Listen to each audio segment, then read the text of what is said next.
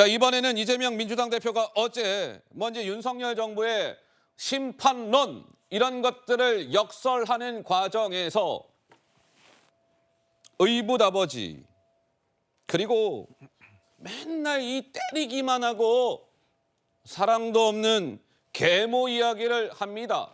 그런데 약간의 논란에 휩싸였습니다. 직접 한번 들어보시죠. 민주주의도 심각하게 훼손됐죠. 무서워 어디 살겠습니까? 국가나 정부라고 하는 것이 든든한 아버지, 포근한 어머니 같은 것이어야 되거든요. 그런데 지금은 의붓 아버지 같아요. 의붓 아버지 같아요. 매만 때리고 사랑은 없고 계모 같아요. 파치 엄마 같아요. 파치 엄마. 얼마나 국민들이 불안합니까? 이번이 위기이기도 하지만 바꾸는 기회이기도 합니다. 정권이 잘못하면 이렇게 순식간에 나라가 망할 수도 있구나. 이재명 대표가 어제 차 안에서 이제 유튜브 생중계를 하는 과정에서 저러한 이야기를 했습니다. 그런데 이제 이 이재명 대표의 이야기와 관련해서 이제 이런 논란인 거죠. 의붓 아버지 같아요. 매만 때리고 사랑이 없는 계모 같아요. 이 발언이 이 대표님 아니 지금 재혼 가정을 지금 아까 비하하신 거 아닌가요? 라는 논란이 불거진 겁니다. 우리 조연산 변호사께서는 좀 동의가 되십니까? 어떠세요? 이재명 대표의 경우에는 기본적으로 대중연설을 좀 즐겨 하시고 대중과 소통을 좀 많이 강조하시는 그런 분위기도 하죠.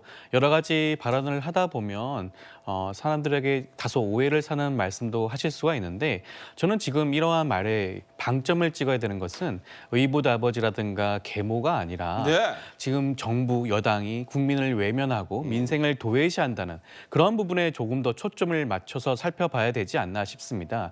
그리고 계모의 경우에도 뭐 매를 때린다든가 회초를 든다든가 그런 표현에 조금 더 강점을 둬야 되지 않나 싶고 또 계모의 경우에 팥쥐라는 단어를 함께 사용했어요.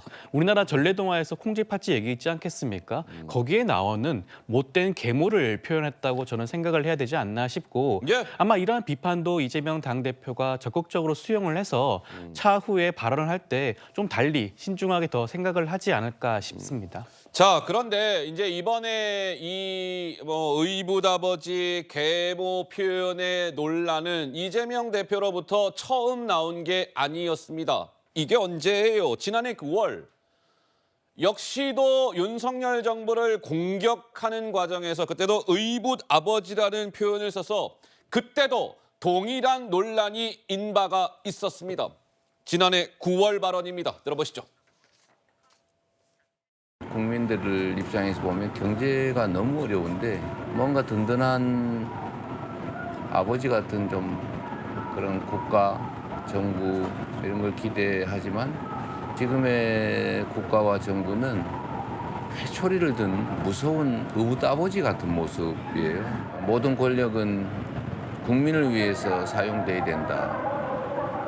이 당연한 원리를 만드느라고 참으로 많은 사람들이 죽고 다치고 병들고 고통받았지 않습니까? 국리민복에 반하는 행위를 하면 끌어내려야 하는 것인데 그게 민주주의라는 거죠.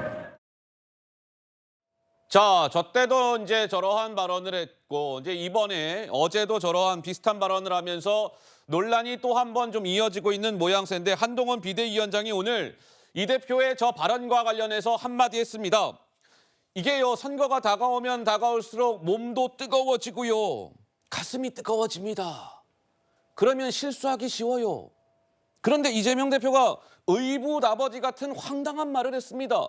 국민의힘은요, 반면 교사를 삼아야겠습니다. 직접 한번 들어보시죠.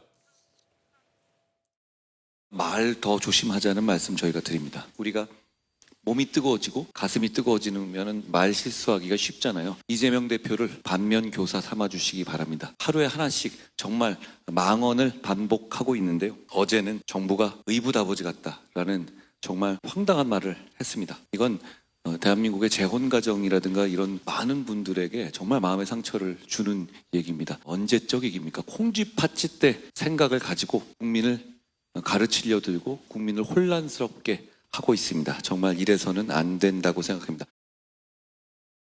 이래서는 안 됩니다. 한동훈 비대위원장은 그렇게 얘기했는데 최수영 평론가님은 뭐 이래서는 안 되는 겁니까? 그래도 되는 겁니까? 어떤 생각을 가지고 계세요? 이재명 대표가 굉장히 차별의 인식을 갖고 있는 것 같아요. 아이고. 이재명 대표 생각 속에는 뭔가 정상적이거나 이런 것들이 차별적으로 제한적으로 이렇게 자꾸 본인에게 적용되는 것 같아요. 왜냐하면 얼마 전에도 그랬잖아요. 네. 경기 북도 얘기하다가 당신들 그러면은 잘못하면 강원 서부로 편입된다. 전락된다 말이야. 전락이라는 말을 썼어요. 전락이 뭐냐면 떨어진다는 뜻이잖아요. 자, 근데 강원도 주민들은 그러면 지금 재정적으로 완전히 저렇게 고립돼 있는 상황입니까? 그다음에 경기 북도가 떨어져 나가면 강원도처럼 산다는 저런 표현이 어떻게 정치 지도자 입에서 나옵니까? 지금도 마찬가지입니다. 요즘 사실 여러 가지 이런저런 이유로 인해서 재혼하는 가정, 새 출발하는 가정들 많은데 그 우부다버지와 계모는 정상적이지 않고 항상 학대한다라는 머릿속에 차별인식이 있는 것 아니겠습니까? 예. 저게 가감없이 이 대표의 입을 통해 드러나기 때문에 이 대표의 언행에 대해서 많은 지적들이 나오죠. 그러다 또 불리해지면 말을 바꿉니다. 내가 진짜 그런 뜻으로 한 줄 아느냐고 또 말을 바꿔요. 그러니까 이재명 대표가 이러다 보니까 시건, 앞말이 뒷말을 먹고 하는 이런 과정을 통해서 정치 지도자의 어떤 품격과 예. 말하자면 신뢰를 계속 잃어가고 있는데 제가 한 말씀만 드리면 이재명 대표 앞으로 계속 저런 발언의 수위가 높아질 것 같은데요. 축구 용어에 닥치고 공격이라는 말이 있습니다. 닥공이라는 말이 있는데 닥공은 말이죠. 예. 축구는 재미있게 만들지 모르겠지만 정치는 매우 저열하게 만들고 아이고. 저품격으로 만듭니다. 예. 이재명 대표 명심해야 될 것 같습니다. 자, 최수영 평론가님 이제 개인 의견을 이렇게 주신 것이고 이제 이재명 대표가 어제 뭐 의붓아버지 계모 이 발언에 이어서 또 이런 얘기도 합니다. 이 대한민국은요 아르헨티나처럼 될 수도 있습니다. 그렇게 우리 대한민국이 지금 어려워질 수 있어요. 라고 이야기를 했는데 이것도 이 약간의 뒷말을 낳고 있습니다. 아르헨티나 발언 이런 맥락에서 나왔습니다. 들어보시죠. 지금은 생존 투쟁이다 이렇게 생각합니다. 역사적 분수령을 넘고 있다 이렇게 생각하고요. 다른 나라 얘기하고 싶지 않지만 자칫 아르헨티나가 될 수도 있겠다. 얼마나 잘 살던 나라입니까? 잘 살던 나라. 잘 살던 나라가 정치가 후퇴하면서 나라가 망해버렸죠. 자, 이제 아르헨티나 이야기를 했는데 이제 뭔가 여야 당대표들의 움직임이 많아지면서 이제 여야 대표들이 저러한 말 한마디를 가지고 이렇게 얘기하고 상대 당 대표는 또 저렇게 반박하고 잽잽 뭐 이런 양상이 이어지고 있습니다. 아르헨티나 저 발언과 관련해서 당장 한동훈 비대위원장이 또 이렇게 응수를 했습니다. 해괴한 이야기를 이재명 대표께서 하고 계시는데요. 제발 정신 차리세요. 직접 한번 들어보시죠. 이재명 대표가 우리 국민의힘이 선택될 경우에 우리나라가 아르헨티나가 될 거라는 해괴한 얘기를 계속하고 있습니다. 저는 처음에 그 얘기를 들었을 때는 실수로 말한 줄 알았습니다. 아르헨티나는 안타깝게도 좌파 정권의 연속된 포퓰리즘 퍼주기 정책으로 인해서 9번의 디폴트 위기를 겪었던 나라의 예시입니다.